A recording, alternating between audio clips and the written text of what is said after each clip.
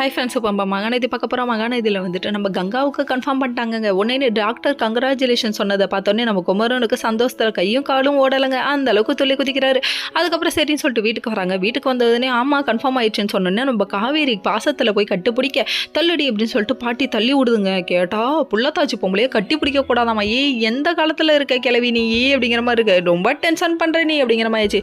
பார்க்குற எங்களுக்கு எவ்வளோ காண்டாகுது, அப்போ உனக்கு எவ்வளோ காண்டாகும் அப்படிங்கிற மாதிரி இருக்குது. பாட்டியை நறுக்குன்னு கொட்டி விட்டு உட்கார வைக்கணும் அப்படிங்கிற மாதிரி ஆயிடுச்சு. அதுக்கப்புறம் என்ன பண்ணுறாங்கன்னா அவங்க மகளுக்கு ஃபோன் பண்ணி விஷயத்த சொல்கிறாங்க. யாருக்கு? நம்ம கங்காவோட மாமியாருக்கு. சொன்ன உடனே கையும் காலும் இல்லை அவங்களுக்கு. உடனே கிளம்பி வரணும்னு சொல்லிட்டாங்க.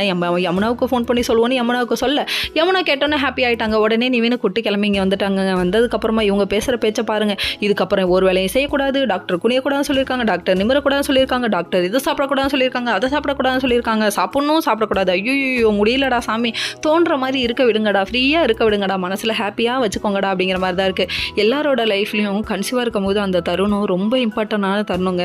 நெகட்டிவிட்டி நிறையா வரும்னு சொல்லுவாங்க. அதெல்லாம் போக்கிட்டு நல்ல பாசிட்டிவ் வைபாக கொடுக்கணும். ஆனால் இது ஹஸ்பண்ட் கையில் மட்டும்தான் இருக்குது. ஒரு பொண்ணு சந்தோஷமாக இருக்கணும், அதுவும் கன்சீவாக இருக்க டைமில் சந்தோஷமாக இருக்கணும்னா அவங்களோட புருஷன் கையில் மட்டும்தான் இருக்குது. வாழ்க்கையில் அனுபவிக்கக்கூடாத கொடுமையெல்லாம் அந்த டைமில் தான் நிறைய பேர் அனுபவிக்கிறாங்கல்ல. சரி விடுங்க, எதுக்காக போர் அடிச்சுட்டு இதெல்லாம் ஒரு பக்கம் இருக்க. இதெல்லாம் விட்டுட்டு அதுக்கப்புறம் பார்த்தா நம்ம காவேரி ரொம்ப ஃபீல் பண்ண ஆரம்பிச்சிட்டாங்க. பாப்பா நான் உன்னை பார்த்துக்கிறேன் அப்படின்னு சொல்கிறாங்க.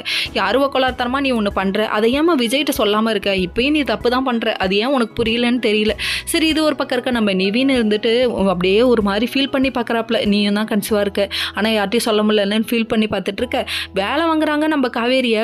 தண்ணி குடத்தெல்லாம் தூக்க விடுறாங்க. கடைசியில் அந்த காவேரி புள்ள வந்து வெளியே வந்து உதைக்க போகுது அவங்க பாட்டியை. ஓகே ஃப்ரெண்ட்ஸ், நெக்ஸ்ட் வீடியோவில்